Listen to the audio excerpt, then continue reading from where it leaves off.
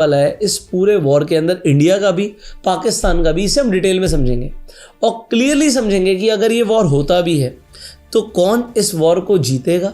Point number 2, जो नुकसान होने वाला है उसकी भरपाई कौन सा देश जल्दी कर पाएगा। सो जैसे मैंने बोला कि इन्होंने बोल तो दिया कि भैया इनकी न्यूक्लियर मिसाइल्स इंडिया को टारगेट कर रही हैं, बट अभी के हिसाब से इनकी मिलिट्री स्ट्रेंथ क्या है, इनका बजट क्या है, ये सब कुछ अब हम डिकोड करते हैं। सबसे पहले चलते हैं और आपको दिखाते हैं कि इंडिया के पास जो एक्टिव मिलिट्री है वो कितने लोगों की है। इंडिया के पास जो एक्टिव मिलिट्री का नंबर है वो है 13,25,000 के आसपास, और पाकिस्तान के पास 6,20,000 लोगों की एक्टिव मिलिट्री है। अब हम जब न्यूक्लियर वेपन्स की बात करते हैं तो इंडिया और पाकिस्तान का नंबर ऑलमोस्ट बराबर के आसपास जाता है। ऑल्दो पाकिस्तान बोल रहा है भैया हमारे पास 130 न्यूक्लियर वेपन्स है, इंडिया के पास 110 है। अब एक कमाल की बात बताऊं आपको मैं, ये जो पाकिस्तान के पास न्यूक्लियर वेपन आए ये तब आए जब इंडिया ने अपना पहला सक्सेसफुल न्यूक्लियर टेस्ट कर लिया था, बट किसकी मदद से आए? चाइना की मदद से। और जब पहली बार ये न्यूक्लियर टेस्ट हुआ तो चाइना ने अपनी जमीन पर पाकिस्तान को अलाउ किया न्यूक्लियर टेस्ट करने के लिए। तो क्या कहीं ना कहीं चाइना मिला हुआ पाकिस्तान के साथ? कमेंट करके जरूर बताइएगा। अब जब हम अटैक हेलीकॉप्टर्स की बात करते हैं, देखो हेलीकॉप्टर्स तो इंडिया के पास 900 से ऊपर है और पाकिस्तान के पास 300 के आसपास है। तो यहाँ पर ये मत सोचिएगा कि अगर अटैक हेलीकॉप्टर 19 लिखा है तो हमारे पास हेलीकॉप्टर्स कम है। सो इंडिया के पास 900 प्लस हेलीकॉप्टर्स हैं, पाकिस्तान के पास अटैक हेलीकॉप्टर्स 52 है, पर टोटल 350 के आसपास है। फाइटर एयरक्राफ्ट जो हमारे पास है, देखो फाइटर एयरक्राफ्ट और टोटल एयरक्राफ्ट में फर्क है। सो टोटल एयरक्राफ्ट इंडिया के पास अगेन 2000 से ऊपर है, बट उसमें से जो फाइटर एयरक्राफ्ट जैसे हम रफेल की बात करते हैं तो 9 रफेल भी हमारे पास जो हमने फ्रांस से खरीदे हैं। तो फाइटर एयरक्राफ्ट हमारे पास है 679 और पाकिस्तान के पास है 304। अटैक एयरक्राफ्ट की जब हम बात करते हैं तो 809 अटैक एयरक्राफ्ट है इंडिया के पास, पाकिस्तान के पास है 394। जब हम टैंक्स की बात करते हैं तो जो हमारे टैंक्स हैं वो बहुत ज़्यादा है पाकिस्तान के टैंक से। सो अगर हम ऑन ग्राउंड की बात करेंगे तो ऑन ग्राउंड इनफैक्ट हवा में बात कर लो या नेवी की भी बात कर लो, तीनों में ही हमारी जो मिलिट्री है वो बहुत ज़्यादा स्ट्रांग है compare to Pakistan. So tanks की जब हम बात कर रहे हैं 6,464 और पाकिस्तान के लिए है 2,924। अब नेवी का यहाँ पर डेटा नहीं है। नेवी में अगर हम बात करें हमारे पास 293 वॉरशिप्स हैं और पाकिस्तान के पास ज़्यादा से ज़्यादा है 115। पॉइंट नंबर 2, हमारी जो नेवी है उसके पास 2 एयरक्राफ्ट कैरियर्स भी हैं, पाकिस्तान के पास नहीं है। सो अगर एयरक्राफ्ट को लैंड करना पड़ जाएगा पानी में तो हमारे पास एयरक्राफ्ट कैरियर्स खड़े हुए हैं समुद्र में। देखो अगर अटैक हुआ, इंडिया की पॉलिसी है कि वो पहले अटैक नहीं करेगी। जो हमारी न्यूक्लियर पॉलिसी है उसके अंदर हम कभी भी पहला न्यूक्लियर अटैक नहीं करेंगे। बट यस, अगर हमारे पास हमारे ऊपर छोटा सा भी न्यूक्लियर अटैक होता है, मतलब न्यूक्लियर अटैक अगर हुआ तो उसकी शुरुआत तो पाकिस्तानी करने वाला है, बट अगर हुआ तो हम जो करने वाले हैं उसका आपको मैग्नीट्यूड समझाता हूँ। ये जो 130 न्यूक्लियर वेपन्स की बात करता है पाकिस्तान, इनके पास छोटे बड़े सारे मिलाकर ये टोटल न्यूक्लियर वेपन्स हैं। जो हमारे पास न्यूक्लियर कैपेसिटी है उसके अंदर छोटी मोटी जगह नहीं, पूरे पूरे शहर उड़ सकते हैं। तो कहने को ये नंबर इंडिया के पास 110 है, बट इसका मैग्नीट्यूड जो इंटेंसिटी है वो बहुत ज़्यादा है। बट फिर भी हमारा सवाल ये है कि भाई ठीक है हमारे पास मिलिट्री फोर्स ज़्यादा है, सब कुछ सही है, बट क्या पाकिस्तान अफोर्ड कर सकता है हमसे जंग लड़ना? चलिए समझाता हूँ। जब कारगिल का वॉर हुआ था तो लगभग ये 2 महीने के लिए चला था। ये कन्फ्लिक्ट 2 महीने की थी। इस 2 महीने के अंदर जो अप्रॉक्सीमेटली खर्चा बताया जाता है, ऑल्दो कहीं पर भी मुझे ऐसा ऑफिशियल नहीं मिला, बट इंटरनेट पर जब हम इसे समझने की कोशिश करते हैं तो जो आर्टिकल्स हैं उनके थ्रू ये डेटा सामने आता है कि इंडिया का लगभग 5,000 से 10,000 करोड़ खर्च हुआ कारगिल वॉर के ऊपर। अब ये जो हम बात कर रहे हैं ये हम बात कर रहे हैं 26 साल पहले की। आप मुझे कमेंट्स में बताइएगा कि कारगिल का वॉर कब हुआ था। मैंने आपको आइडिया तो दे दिया। पॉइंट यहाँ पर यह है कि इंडिया के तब लगभग मान लीजिए 10,000 करोड़ खर्च हुए थे। अगर हम मान के चलते हैं कि पाकिस्तान को भी इक्वली खर्चा करना पड़ा तो आज की रेट में वो कितना बड़ा खर्चा होगा। सो आप सीधा सीधा इन्फ्लेशन से एडजस्ट कर दीजिए।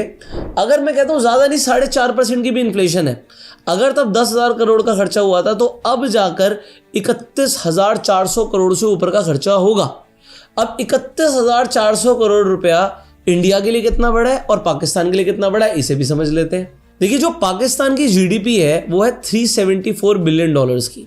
यहां पर आप देख सकते हो 33,790 करोड़ USDs। इंडिया की जीडीपी कितनी है? 3,57,00,000 करोड़ USD की।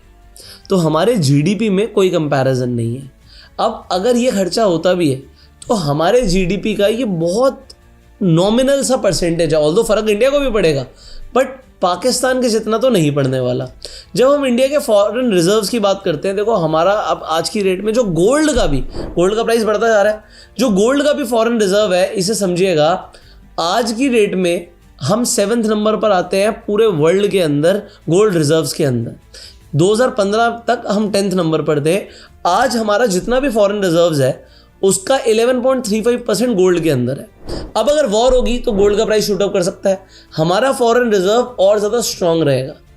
पाकिस्तान के पास कितना गोल्ड है? ऑल्दो पाकिस्तान के अंदर अभी डिस्कवरी हुई है कि वहाँ पर गोल्ड मिल सकता है। दरअसल पाकिस्तान में 653 टन यानी करीब 28,000 किलो सोने का भंडार मिला है। इस सोने के भंडार की कीमत करीब 800 अरब पाकिस्तानी रुपए आंकी जा रही है।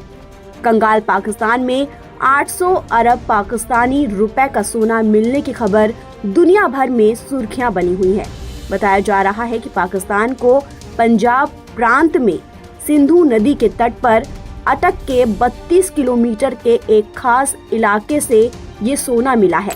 पर रिजर्व में कितना बड़ा है वो आप खुद जानते हैं, ठीक है। अब कितना रिजर्व में फॉरेन करेंसी है वो भी देख लेते हैं। तो पाकिस्तान का जो फॉरेन एक्सचेंज रिजर्व है वो है $15 बिलियन का।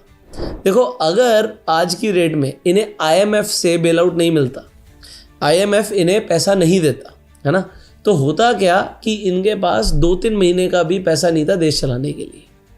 और पाकिस्तान ऑक्यूपाइड कश्मीर जो एरिया है, देखो इन्होंने पूरे पाकिस्तान के अंदर गेहूं के ऊपर, वीट के ऊपर सब्सिडी दे रखी है। बट जो पाकिस्तान ऑक्यूपाइड कश्मीर है, कहीं ना कहीं पाकिस्तान को भी पता है कि ये इंडिया का ही पार्ट है। जो वीट की सब्सिडी है वो पाकिस्तान ऑक्यूपाइड कश्मीर वाले एरिया में नहीं है। और वहाँ पर जो लोग हैं वो भी चाहते हैं कि वो इंडिया का पार्ट बन जाए। जहाँ तक मेरा ख्याल है हमें इस वक्त इंडिया की बहुत ज़्यादा ज़रूरत है। हमें ज़रूरत है। हो सकता है अगर वॉर हुआ तो इस बार पाकिस्तान ऑक्यूपाइड कश्मीर हमारा होगा। वो कमेंट में आप लिख सकते हो इंशाल्लाह, है ना, होगा हमारा। इंडिया का जो फॉरेक्स रिजर्व है वो कितना है? 665 बिलियन का। यहाँ पर देखो 15 बिलियन और 665 से 15 बिलियन कम भी कर दोगे ना तो इंडिया को ज़्यादा फर्क नहीं पड़ेगा। पूरे पाकिस्तान के फॉरेन रिजर्व को आप इंडिया से कम कर दोगे तो इंडिया के फॉरेन रिजर्व पे इतना फर्क नहीं पड़ता, बट यस पाकिस्तान को बहुत फर्क पड़ता है। अब मैं आपको एक सिंपल सा कैलकुलेशन समझाता हूँ, ऐसे ना रुपीज़ में आपको समझ आएगा। ये जो 15.6 बिलियन डॉलर्स है, आप 15.6 बिलियन डॉलर्स ले लो, इन रुपीज़ कर दो तो ये होता है 1,31,000 करोड़ रुपया। अब इसमें से अगर 30,000 करोड़ का खर्चा हो जाएगा तो इनके पास तो इतना पैसा है नहीं। पॉइंट नंबर 1, इन्हें मदद लगेगी इधर चाइना की या किसी और फॉरेन कंट्री की। कौन कौन सी फॉरेन कंट्रीज पाकिस्तान को सपोर्ट कर सकती हैं आप कमेंट्स में बता सकते हो। हमें भी पता है कुछ कंट्रीज पाकिस्तान को सपोर्ट कर सकती हैं apart from China. But India को कौन सपोर्ट कर सकता है? US सपोर्ट कर सकता है, रशिया सपोर्ट कर सकता है। ऑल्दो फिलहाल के रिजर्व्स को देख के तो लग नहीं रहा कि हमें सपोर्ट की जरूरत पड़ेगी भी, बट अगर पड़ी कोई और, जैसे चाइना आ गया भाई मैं पाकिस्तान का सपोर्ट में खड़ा हूं, तो US हमारे साथ पक्का खड़ा हो जाएगा और रशिया तो हमारा दोस्त है ही। बट पॉइंट यहाँ पर ये है 1,31,000 करोड़ में से हम 30,000 करोड़ की बात तब कर रहे हैं जब हम कारगिल का वॉर याद कर रहे हैं। तो कारगिल का वॉर जब हुआ था तब मिलिट्री पर उतना खर्चा नहीं होता था, तब उतनी एडवांस वेपन्स नहीं थे और कारगिल की लड़ाई कारगिल के आसपास के एरिया में हुई थी। इस बार हमारा जितना बड़ा बॉर्डर है पाकिस्तान के साथ, उस पूरे बॉर्डर से इंडिया कहीं पर भी घुस सकता है। एक बार इंडिया लाहौर के अंदर घुस गया था, वो कब घुसा था वो भी आप कमेंट करके बताइएगा। तो हमने लाहौर में जाके इंडिया का फ्लैग लहरा दिया था। और अगर इस बार कुछ होता है तो हो सकता है पूरे पाकिस्तान के अंदर इंडिया का फ्लैग लहरा दे इंडिया। सो पॉइंट यहाँ पर यह है कि इतना पैसा पाकिस्तान के पास नहीं है, दे can not afford the war. और अगर उन्होंने ऐसी बेवकूफ़ी करी तो इससे पहले क्या हुआ था उसे समझिए।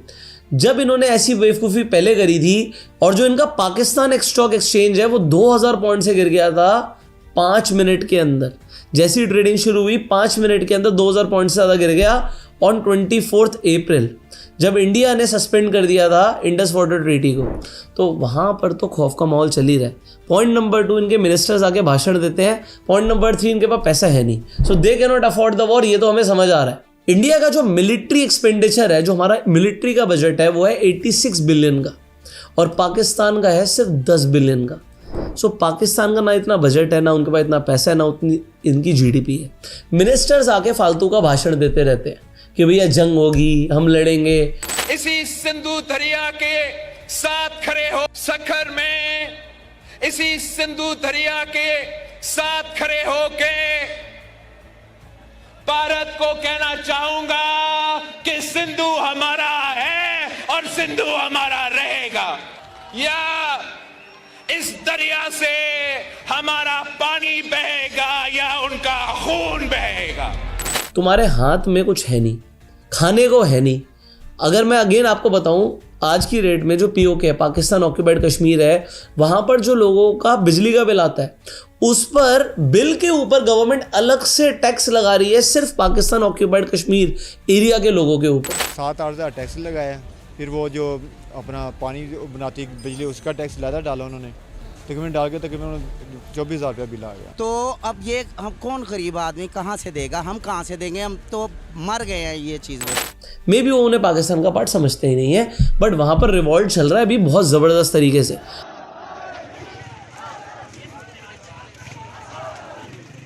और वहां के जो पाकिस्तान ऑक्यूपाइड कश्मीर के लोग हैं, वो अपील कर रहे हैं कि मोदी जी आके पीओके ले लो, क्योंकि ये बहुत सही मौका है।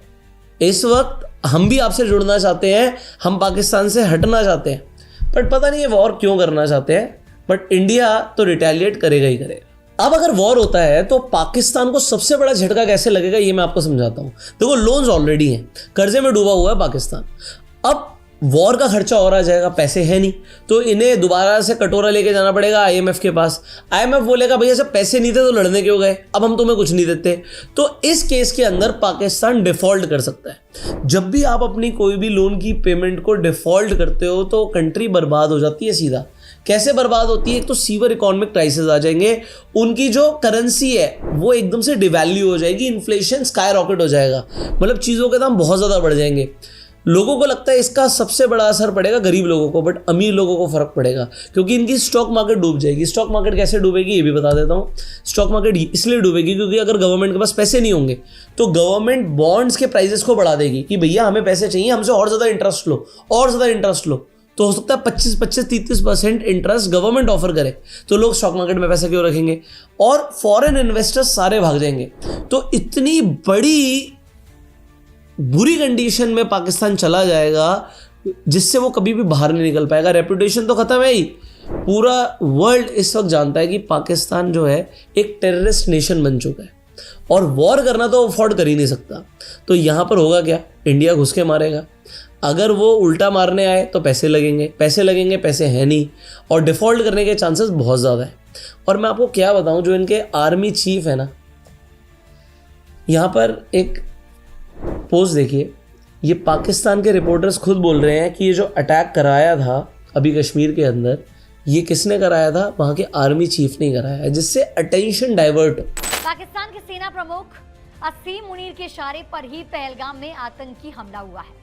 ये खुलासा किसी और ने नहीं बल्कि पाकिस्तान के ही वरिष्ठ पत्रकार आदिल राजा ने किया है। आदिल राजा ने पाकिस्तान के खुफिया सूत्रों के हवाले से कहा है कि आसिम ने जानबूझकर पहलगाम में हमला कराया है, जिससे उसके खिलाफ चल रहे मामले को शांत किया जा सके, क्योंकि करप्शन के चार्जेस इनके ऊपर बहुत ज्यादा लगे हुए हैं। कमाल की बात मैं आपको बताता हूँ, इससे पहले जो इनके आर्मी चीफ थे जावेद बाजवा, उनके पास 6 सालों के अंदर बिलियंस ऑफ डॉलर की संपत्ति आ गई थी। उसके ऊपर तो मैं अलग से वीडियो बनाऊंगा कि कितने करप्ट हैं पूरे पाकिस्तान के पॉलिटिशियंस, इनफैक्ट इनके आर्मी चीफ। आप सुन के हैरान होने वाले हो अगली वीडियो में। तो सब्सक्राइब कर लीजिएगा, बेल आइकन पे क्लिक कीजिएगा। आपको क्या लगता है, क्या वॉर होगा? अगर आपको लगता है वॉर होगा तो कमेंट करके